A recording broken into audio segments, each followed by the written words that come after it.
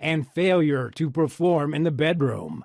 No more waking up from nightmares drenched in sweat about having your leg hacked off. Instead, I promise you, you'll be free to do what you want. Your energy levels will soar.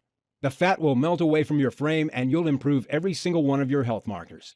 In a minute, I'll show you the warning sign you need to watch out for, which means you could drop into a diabetic coma at any time, like I did. Pay close attention because this advice could save your life. I'll also show you one common vegetable that most people eat almost every day that's infected with a nasty toxin that's making your diabetes worse, not better. Before we get to how you can reverse your type 2 diabetes for good, I should introduce myself. My name's George Riley. I'm 61 years old and work for a large security company near La Crosse, Wisconsin.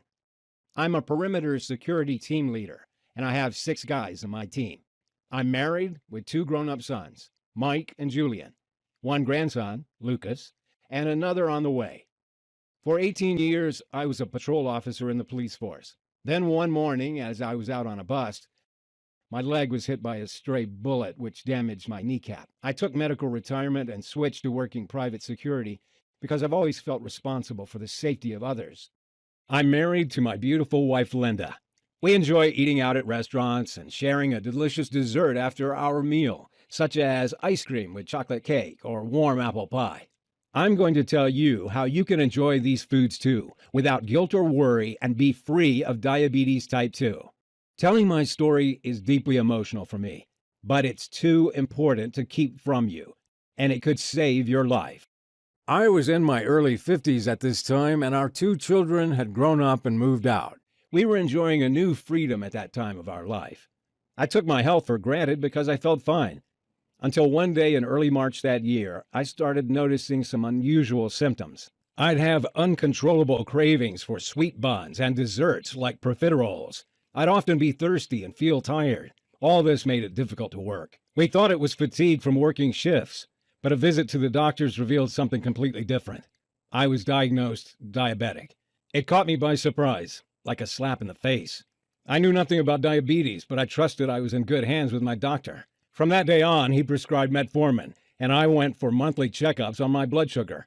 I thought the medication would help my diabetes to get better, but instead, it got worse over the next 5 years. My blood sugar levels became more erratic. The tingling in my legs got more bothersome. Cravings for sweet foods overwhelmed me. I'm embarrassed to admit I found it hard to be intimate with my wife, and I packed on over 40 pounds of fat around my belly and back. My blood pressure went up. Nerve pains bothered my leg. My doctor upgraded my medication to metformin glyburide, but this only gave me a whole new bunch of side effects, such as bloating, kidney pains, and muscle aches. You may be noticing these symptoms too. Until one night at work, I collapsed and woke up in the hospital. It was a busy night, and the stress levels were through the roof due to repeated red security alerts. We were short-staffed and under a lot of pressure. The last thing I remember is feeling very hot and confused. Next thing I knew, I was waking up in the hospital bed, lights blinding my eyes, feeling groggy. And that's when I heard the doctor discussing the schedule for my leg amputation. Right at that moment, my eldest son, Mike, came into the hospital room with his 4-year-old boy, my dear grandson, Lucas. We'll have to cut his leg off from the knee. The blood vessels are narrowing, Dr. Richardson was telling my wife. We can schedule surgery for tomorrow at 1:30 p.m. He continued, unaware that he had new visitors in the room. My grandson, standing behind him, overheard this and immediately burst into tears. "Don't you touch my grandpa. Don't cut off his leg," he cried out. "He's the best grandpa in the world." He cried and brought us to tears. And maybe Dr. Richardson had a heart after all, because he decided to delay the leg amputation. Maybe it was too much for him to see a young boy devastated. "We'll need to operate in 8 weeks or less," he told my wife after they left. "Otherwise, diabetes could take his life." As you're about to find out, my grandson's innocent, touching outburst changed our lives forever. The first 2 days after my discharge from hospital, I was like a zombie.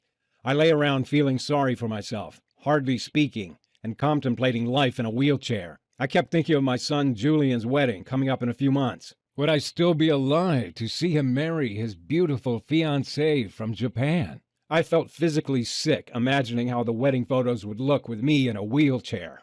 Linda tried to pick me up, to give me hope. But even if she put on a brave face, I knew too well that she was deeply worried. After all,